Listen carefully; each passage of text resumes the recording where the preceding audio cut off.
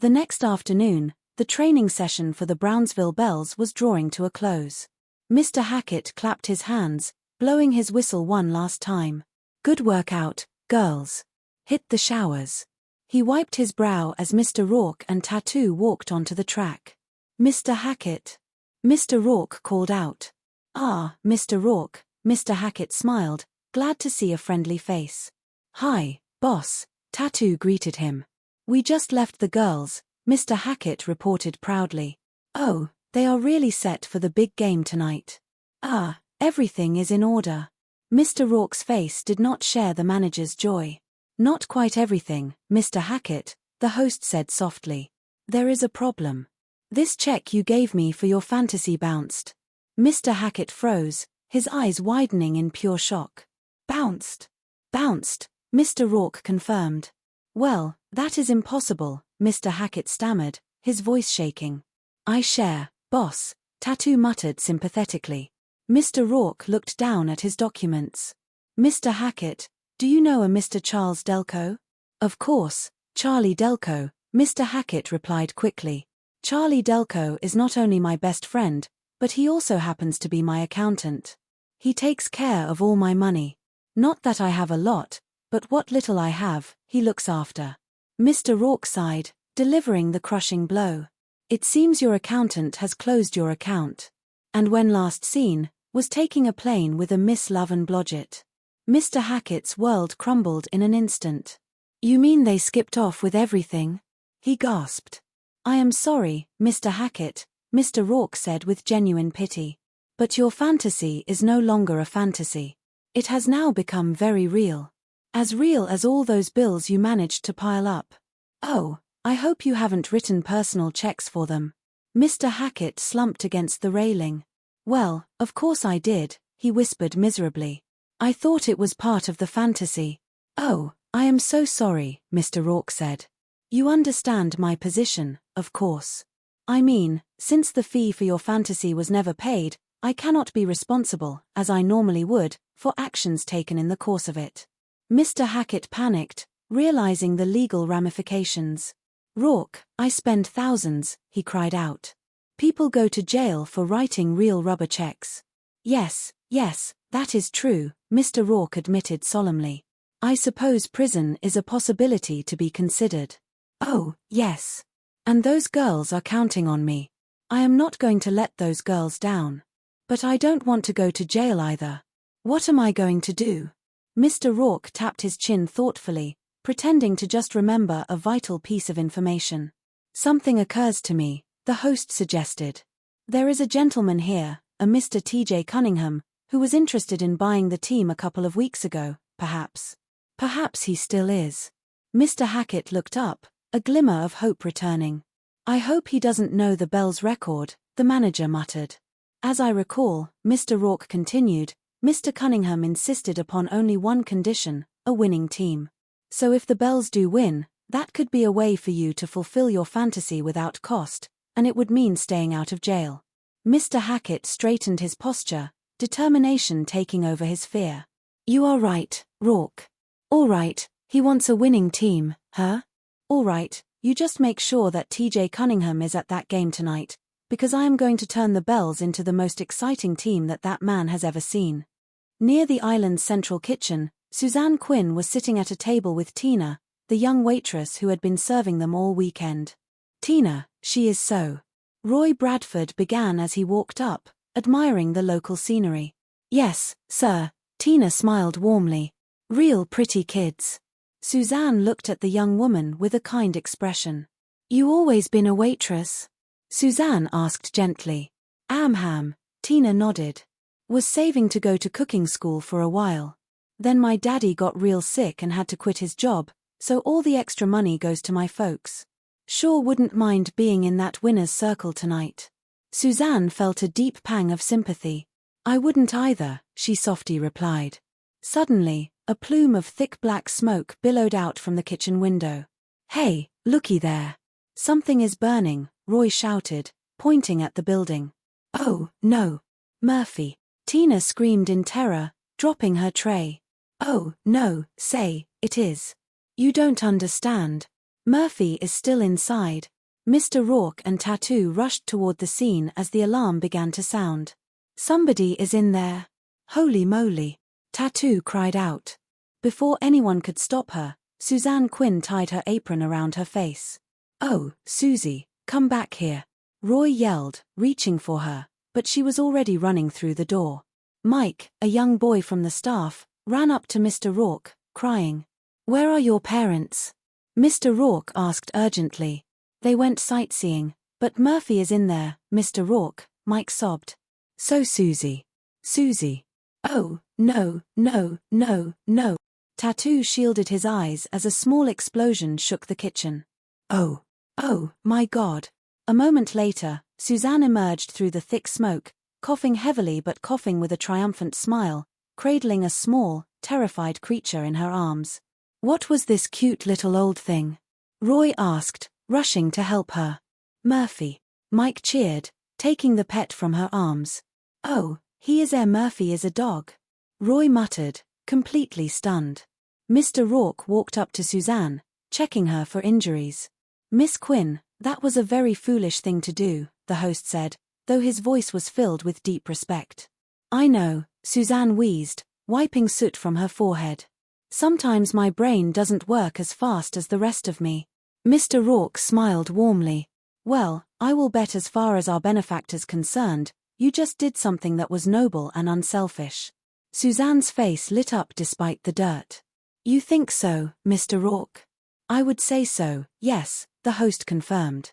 Roy Bradford crossed his arms, looking slightly discouraged by her massive act of bravery.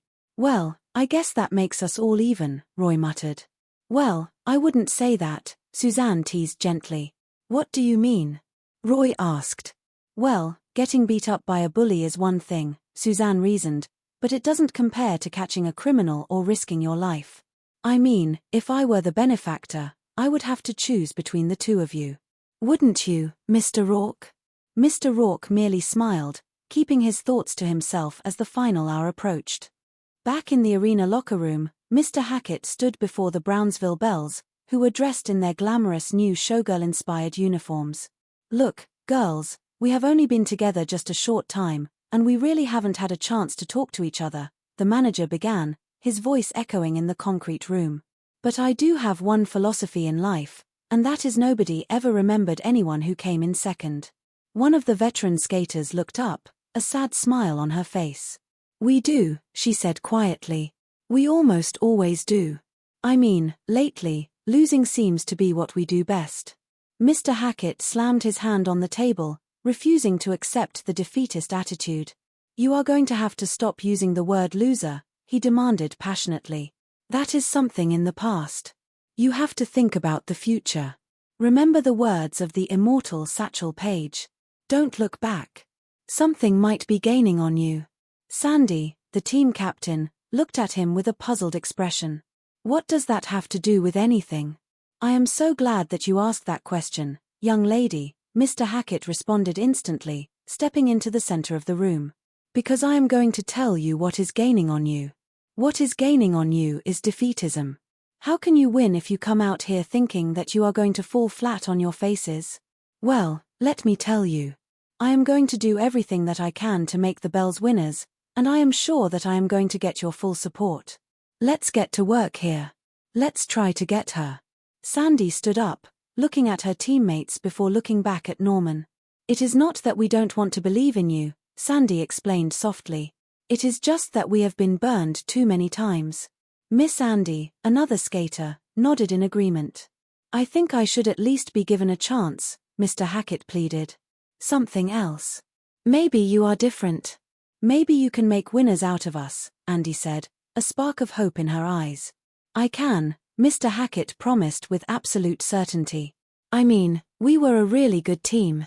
A really good team, until our morale started falling apart. Then that is what we are going to work on. All right.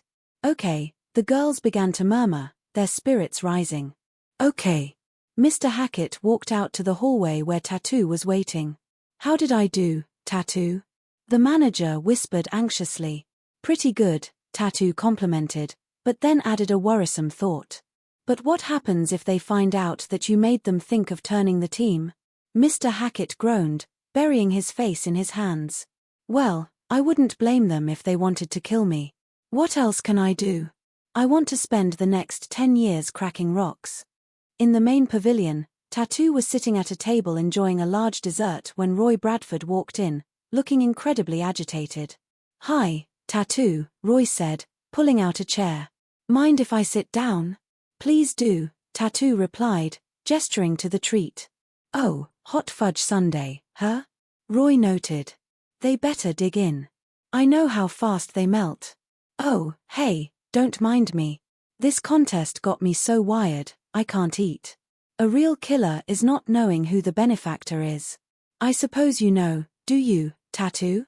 Before Tattoo could answer, Suzanne Quinn walked into the pavilion, her eyes locking onto Roy. Well, looky who is here, Suzanne said with a sharp edge to her voice. I thought you was going back to your bungalow for a nap. Roy glared at her, standing up. No, I just came by to say hi to Tattoo, that is all, Roy defended himself. Trying to wrangle the name of the benefactor out of him is what you was doing, Suzanne accused him openly. Roy scoffed, crossing his arms.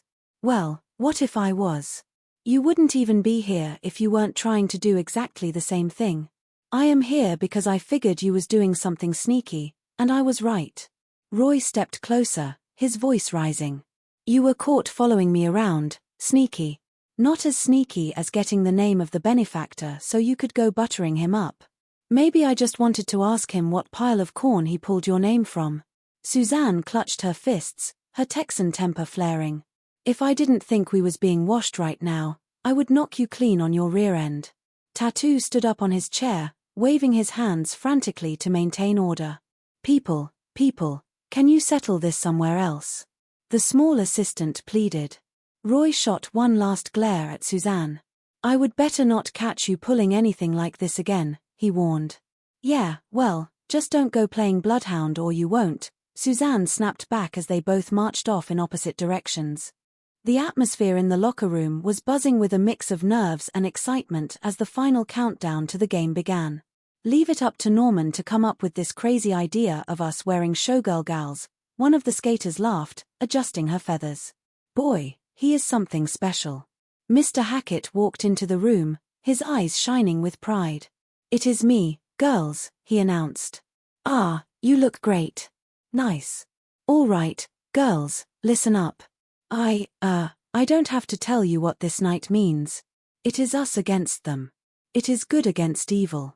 It is right and might, which is us, against wrong and strong, which is them. And it is win, it is win, it is win, it is win. Like the famous coach once said, we are going to rock this arena until it shakes. All right, so when we go out there and we start skating in that rink, I want you girls to hold your heads up high and let that big crowd out there know what we are made of. Go, go, go, go. Get the roll. And come back with a victory. The girls cheered loudly, their fears completely forgotten. Sandy walked up to Norman, her eyes filled with a deep, genuine affection. You know, Norman, in a lot of ways, you are the strongest man I have ever met. Mr. Hackett blushed, rubbing his arm. Well, actually, I did pump a little iron once, he mumbled.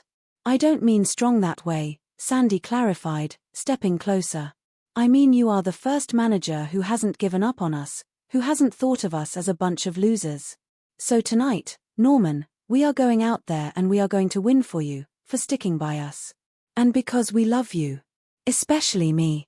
Mr. Hackett's heart swelled with a mixture of immense joy and crushing guilt. Well, I got a lot of help, he stammered. I mean, I couldn't have done it without the help. You say you love me? I think so. I know so, Sandy replied softly. Mr. Hackett took a deep breath, realizing he couldn't keep the secret any longer. Sandy, there is something I have got to tell you. I have got a problem. A problem? Sandy asked, her brow furrowing. I am sure it is nothing you can't handle. What is wrong? Sandy, I have got to. Before he could finish his confession, the assistant coach grabbed Sandy's arm, pulling her toward the tunnel. All right, the coach shouted. This is the wrong time to tell you this because there is an important game to be played out there. Mr. Hackett realized the timing was indeed terrible. "And me as your coach and your manager, I am ordering you to go out there and win that game," Norman declared, putting on his professional persona. Sandy smiled beautifully, blowing him a kiss. "Oh, Norman. I love it best when you talk to me that way. More." She turned and skated out into the arena. The announcer's voice boomed over the speakers, drowning out all other sounds. "And now, ladies and gentlemen, the all-new, the brand-new Bosley Fair. Come on, Lolly. Deep, deep. Get ready. Out of the way." Up in the VIP box, Eldon Gimble was watching the track with a smug smile when Mr. Rourke walked in, holding a piece of paper. "Start memorizing your speech, Mr. Rourke," Eldon said confidently without turning around. "Something wrong?" Mr. Rourke asked calmly. "Susie just arranged for